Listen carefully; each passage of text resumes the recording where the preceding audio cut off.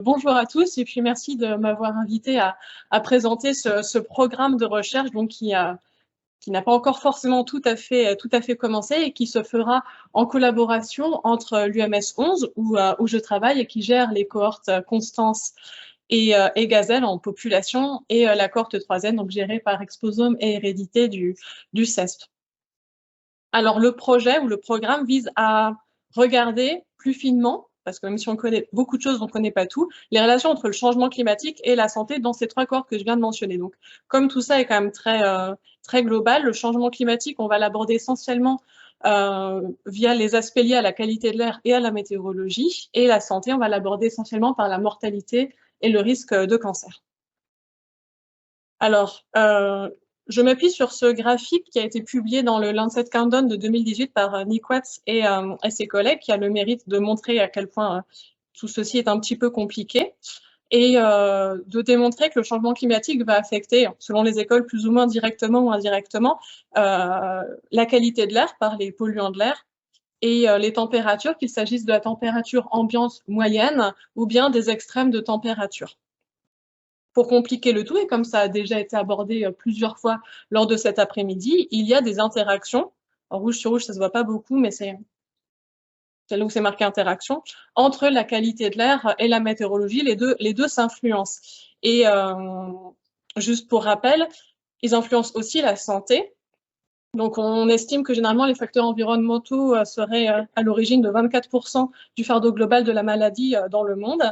Et sur ce graphique, vous voyez en violet les maladies, par exemple les maladies infectieuses, tout un tas de maladies cardio-respiratoires. Je me suis permis de rajouter ici le cancer et la consommation de soins. Et de rappeler, comme on l'a déjà dit, que les maladies non transmissibles, ça représente encore mondialement 74% des décès.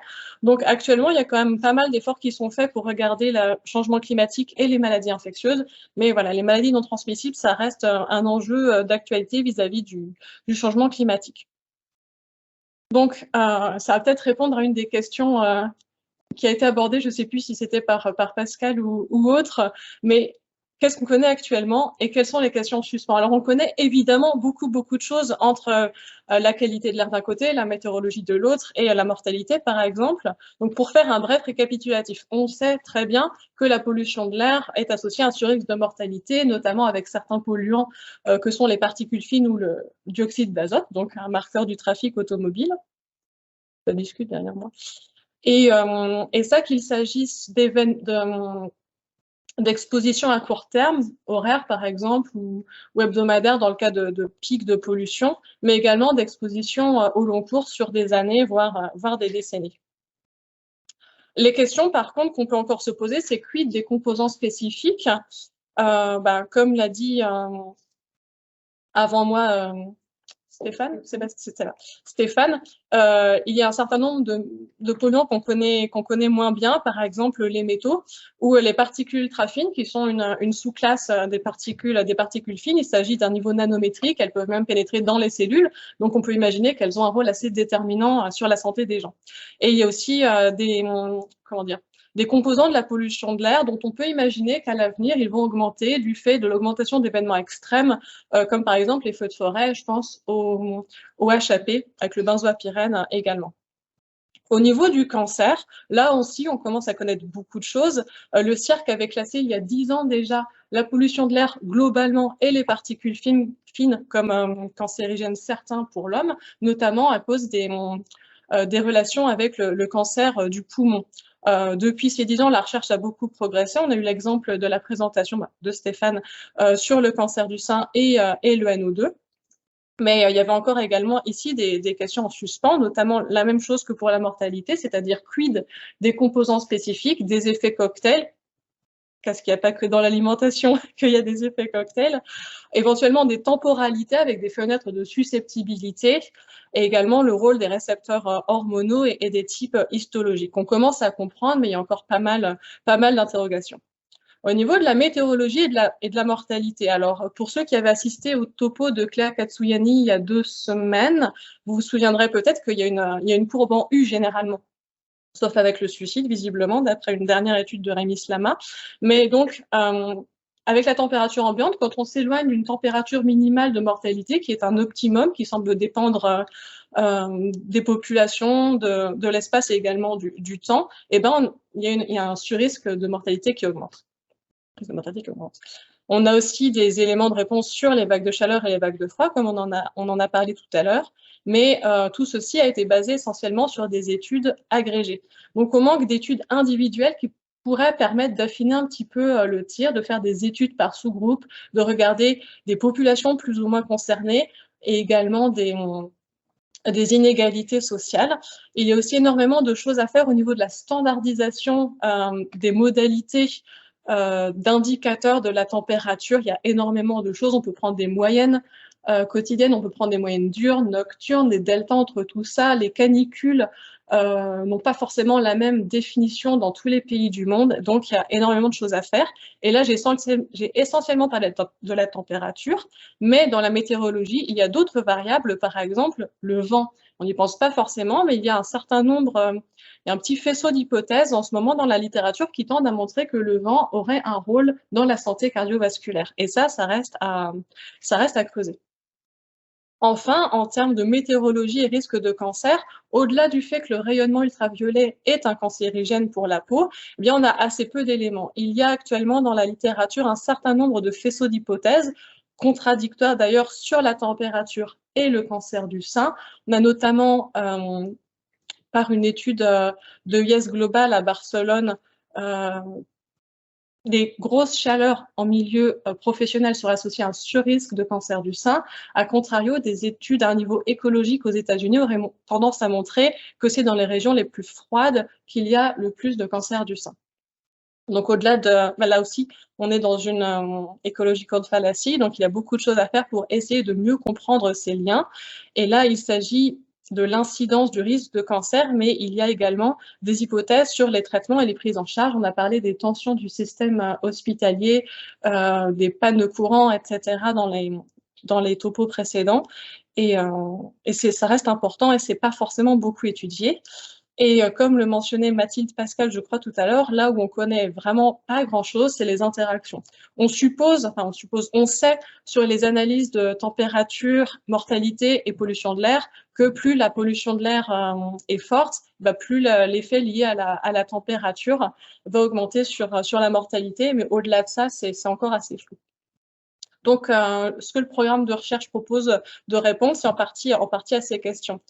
Et il y a aussi d'autres questions en suspens dont on a aussi qu'on a un peu évoqué tout à l'heure, c'est les consommations de soins. Vu qu'il y a une hausse de la consommation de soins, qu'il s'agisse des hospitalisations ou des consommations de médicaments, on peut se poser la question des tensions du système de soins que ça va générer. Également, quelles sont les populations qui ont recours et qu'est-ce qu'on peut faire un petit peu en termes de stratégie de prévention. Donc, idéalement, le projet s'articule autour des 3 cohortes que j'ai mentionnées, donc Constance, E3N et Gazelle, qui totalisent 340 000 volontaires pour lesquels on a des données très fines à un niveau individuel. Et au-delà des données de santé très riches, donc que ce soit par le biais de déclarations, de validation de diagnostics, avec des rapports histologiques, etc., il y a aussi un appariement de Constance et Gazelle au Système national des données de santé, le SNDS, et pour E3N, ça va être bientôt le cas. Eh bien, au-delà de ça, on a 3 cohortes assez complémentaires en termes de sexe ratio, de diversité des classes d'âge, et toutes ont quand même des données sociodémographiques et de comportement auxquelles vont s'ajouter une diversité des environnements dans lesquels les participants habitent par le biais du recueil de leurs adresses qui ont été géocodées. Et ça, c'est très important en épidémiologie environnementale parce que ça nous permet de pouvoir estimer des indicateurs d'exposition sur le lieu de résidence des participants des cohortes. Donc, le programme propose tout d'abord de développer ou d'utiliser des indicateurs d'exposition à court terme. Je vous montre ici une carte de la température qu'il faisait pendant la canicule de juillet 2022. Donc, il faisait chaud un petit peu partout, mais vous pouvez voir quand même des contrastes spatiaux. Là, c'est une carte issue du Google Earth Engine. C'est pas ce que je vais utiliser, mais c'est juste pour vous donner un exemple. On va aussi estimer des indicateurs d'exposition à long terme. Alors, ce que j'appelle le long terme, ça va être des moyennes annuelles, voire des séries temporelles de moyennes annuelles sur des années et des années. Je vous montre ici l'exemple du cadmium atmosphérique qu'on avait développé en collaboration avec le Muséum national d'histoire naturelle. Et il reste également à développer d'autres indicateurs vraiment de zéro, par exemple les HAP issus des feux de forêt, qu'on envisage de développer avec nos collaborateurs actuels, qu'il s'agisse de l'INERIS ou de RPARIF. Donc, une fois qu'on aura pu recueillir tous ces indicateurs d'exposition, eh bien, on va regarder tout d'abord les liens avec la mortalité. Alors, dans les 3 cohortes, on a un petit peu l'habitude de travailler avec la mortalité, que ce soit via les consortiums ou des projets un petit peu, voilà, des projets, des stand-alone, quoi. Mais c'est surtout avec les expositions à long terme. Donc là, il va falloir adapter un petit peu les techniques avec la pollution, par exemple, à court terme. Je vous montre ici cette carte du dioxyde de soufre. Donc, ce sera des cartes plutôt plus larges en termes de maillage spatial. C'est pas forcément hyper précis, 5 par 5 km, mais on aura des valeurs quotidiennes qui permettront de détecter des événements extrêmes ou des expositions vraiment à très court terme, avec lesquelles on va pouvoir faire des analyses de séries temporelles et regarder en termes de temporalité, jouer avec les lags, vraiment pour bien comprendre ce qui se passe et faire des études par sous-groupe, notamment pour documenter les inégalités sociales. Ensuite, une fois qu'on aura, voilà, une fois qu'on se sera attelé à la mortalité, on pourra s'atteler au cancer avec des expositions à long terme. Et on a quand même dans les équipes l'expérience de cela avec 2 projets. Un dans le 3e dont on n'a pas encore parlé, c'est Xener, et un dans les cohortes Constance et Gazelle qui étaient au Capol, qui ont montré des liens donc entre pollution plutôt à bas niveau et risque de cancer. Et j'en profite pour vous montrer ce genre de série temporelle qui est issue du projet ELAB. C'est un petit peu pour vous donner une idée de ce que j'appelle par exposition à long terme. Et là, c'est dans le Gazelle et c'était sur à peu près 25 ans. Et donc, on va pouvoir adapter les méthodes d'analyse de survie qu'on avait implémentées dans ces cohortes à d'autres métriques d'exposition, notamment à la température, et regarder, là encore une fois, jouer avec la temporalité pour déterminer des fenêtres de susceptibilité, regarder par type histologique et par sous-groupe. Enfin, pour estimer les relations entre événements extrêmes et consommation de soins, je n'ai pas résisté à vous montrer cette figure-là du Lancet Countdown de 2022 qui est assez parlante. Je ne sais pas si vous pouvez lire, mais grosso modo, c'est le nombre de jours de canicule qui ne fait qu'augmenter depuis des années et des années. Donc, on peut imaginer que ça va finir par impacter grandement les consommations de soins. Et au-delà de ça, il y a évidemment les vagues de froid ou les pics de pollution dont on sait aussi qu'il y a une augmentation de la consommation de certains médicaments.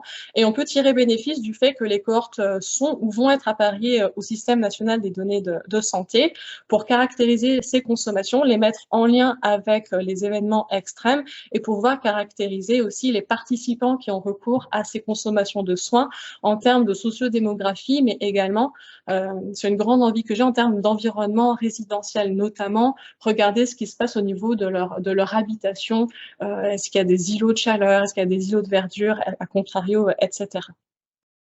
Donc voilà, donc ce projet est en cours d'incubation et donc ce qu'on aimerait faire, c'est bien évidemment améliorer l'état des connaissances sur les relations entre qualité de l'air, météorologie et morbimortalité avec un focus sur les maladies non transmissibles. Et ce projet sera aussi l'occasion de beaucoup collaborer et développer des cartes ou des bases de données d'exposition avec des chercheurs de l'environnement dans un contexte un peu open science qui permettra de communiquer et partager ces données d'exposition. Donc, voilà. Merci pour votre attention.